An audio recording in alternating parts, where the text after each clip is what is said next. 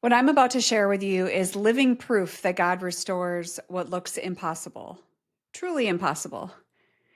This is a glimpse into my own personal story.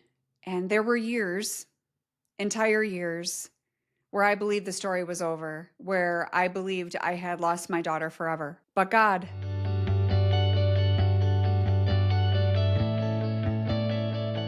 had a completely different plan. For 10 years, my daughter and I, my whole family really, lived through a roller coaster of estrangement, moments of hope, followed by months and years of silence. We had text messages here and there, Facebook Messenger occasionally, but only when she really needed something. And then long stretches of nothing, just emptiness and wondering and worrying. It was a decade of extreme highs and devastating lows. And I did not handle it well. There were times where I thought, okay, maybe this is the turning point. This is going to be her rock bottom. And then suddenly it was like she was gone all over again. If you're in that place where every day feels uncertain, where you're praying for that miracle, I want you to hear something right from the beginning. God still writes comeback stories. I promise you he does. I see it all the time. But my story today is one of them. And I want to be very honest with you. Yes, my daughter rebelled. Yes, she was making dangerous choices. But the truth is, part of this spoke to the pain in her life that she hadn't dealt with. And I was part of the problem too. I'm not afraid to admit that. Over the years and devastation, I decided to allow alcohol to be my friend. It became a best friend. I became an alcoholic. I wanted to end my life many times. I was truly at the end of myself. And there was a moment, specifically many times, but one that always stands out to me when I really thought to myself, I just want to see her one more time. I was at an all-time low. And I had a really bad idea in my head. I look back now and see how much pain I was in and how much fear and how much shame I had. When she was a teenager, we tried everything we thought might help her. We sent her to a boarding school because she wasn't on track to graduate. We did it all out of love. We didn't know what else to do. I regret that decision deeply. My number one regret. She graduated, came home, ran away again. We sent her to a rehab. She came home, ran away again. And then that last time, she fell into the arms of someone who was going to try to steal her life. She fell into someone's arms who promised a lot of things to her, but brought her into sex trafficking. That part of her story, the darkest chapter, is something that she shares very bravely and beautiful in her book called Faith Like a Mustard Seed. And I'm so proud of her for telling her story. What she went through, what God brought her out of, it's powerful, it's miraculous. That's her story to tell. But what I can tell you is this: darkness tried to destroy her. And during those years, I was living in my own darkness too. She blocked out our entire family, birthdays, holidays. We were pretty much erased after being a very close, tight-knit family. I spiraled. I drank more. I gained 70 pounds. My depression was crushing me. I would wake up and immediately feel that weight, that ache in my chest that would say, "You failed again. You lost her. She's never coming back. You'll never get her back." That was all the enemy. But I didn't know it at the time. I was angry. I was ashamed. I was embarrassed. And I kept thinking, if I could just talk to her, I could change her. If I could just explain this again, if I could just fix her, everything will be okay. Because that's what moms do, right? We fix things. It's our nature. We patch things up. We fight for our kids. Even when we're falling apart ourselves, we still fight for our kids. But I was trying to control a situation that was absolutely beyond my control. Some of you might be doing that too. And the more I tried to fix it, the more broken I became, and the more broken it became. Then one day, God intervened in a way that I could not ignore. I had gone for some testing, a new doctor who sat me down after the screening. She just looked at me, had never met me before, and she said, "Your inflammation markers are dangerously high, and your body's showing signs of creating a blood supply for cancer. If you don't change your habits, you will have breast cancer within a year." This woman had never met me before. She had no idea what I was going through or what my habits were. Outside of I was overweight, but that was the only clue. I sat there and I was scared and I was humbled and completely undone. I knew deep in my heart that I could not keep living the way I was living. I went home. I got down on my knees and I cried out to God. I said, "Lord, I have tried to quit drinking 1,000,000 times. I've tried to fix myself. I can't do it. I need you.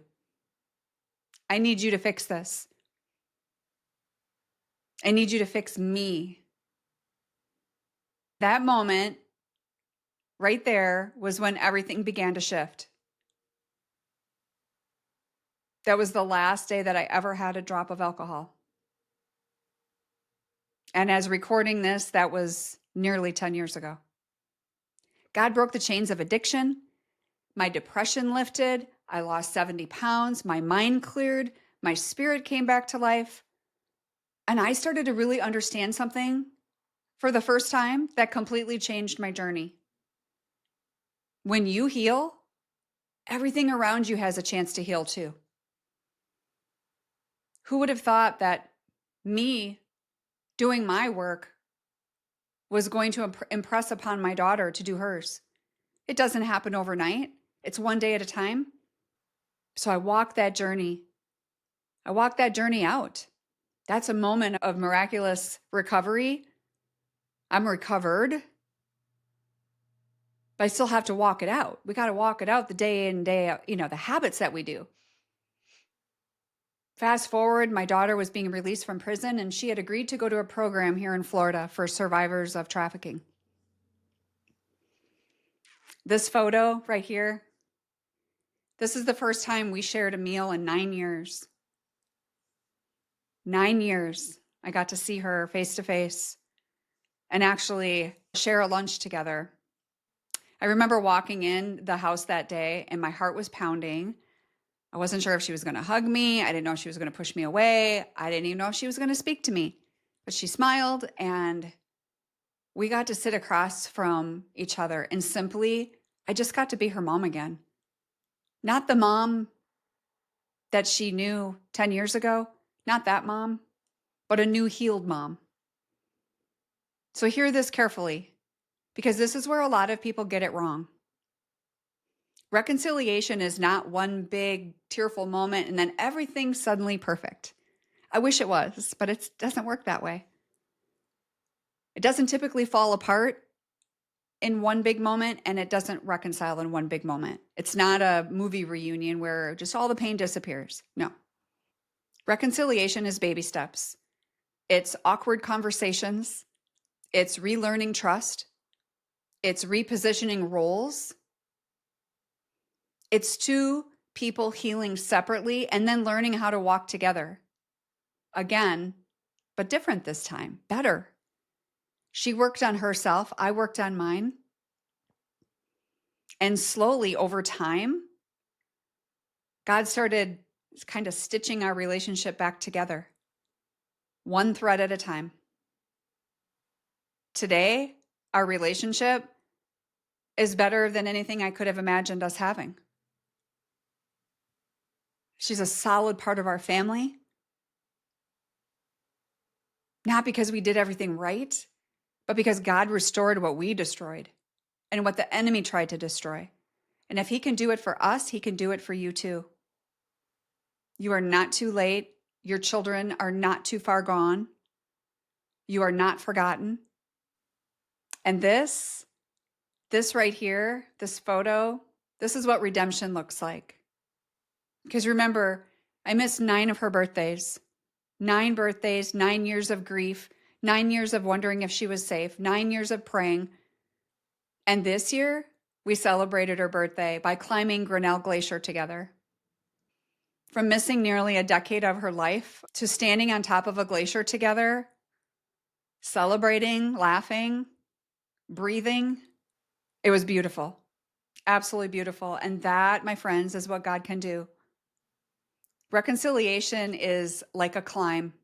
It's hard. And there's days when you think, I can't do this anymore. I can't take another step. I can't wait another day. I get you. I was you. But when you get to the top, when you finally can see what God was doing the whole time, the view is worth every painful step. And I want to tell you something else. During all those years of darkness, I didn't have anybody guiding me. I didn't have support. I didn't have a mentor. I didn't have someone helping me navigate the heartbreak,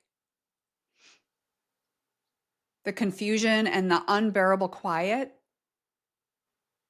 I walked through that entire storm almost alone. I had my friends, I had my family, but I didn't have any guidance. And that, my friends, is why I do what I do today. Because no mom should have to walk this path, this road by herself. No mom should struggle in isolation. No mom should wake up every day wondering, how do I survive another 24 hours? You need tools, you need support, and you need your faith. And you need someone who truly understands. So if you're watching this and thinking, I don't want to lose years like this. I don't know what to do. What is my next step? If that's you, I want to invite you to what I call a heart-to-heart consultation. It's an opportunity where I speak with moms privately first. It's not a coaching call. It's a conversation where I get to learn a little bit more about what's going on. And then I help you decide whether my coaching is the support you've been praying for. It's as simple as that. If that's what you're looking for, I encourage you to check out the link in the show notes or description below. But just remember, no matter what, you do not have to do this alone. God hasn't left you, and neither will I. So when you're ready, I'll be right here. God bless.